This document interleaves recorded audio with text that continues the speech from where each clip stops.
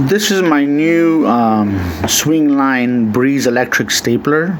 It's a 20 sheet capacity. I bought it from Walmart.com. It was about I would say about $36 with tax, free shipping from a third party vendor.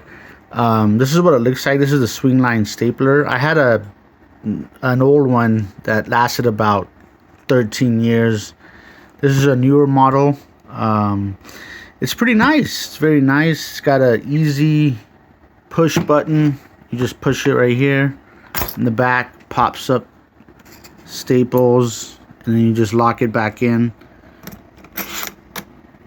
And let me just like that. And then it's got a battery. It's battery powered, so it takes 6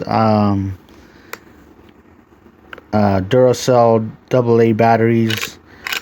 The older model that I had only took 4, but this one takes 6, and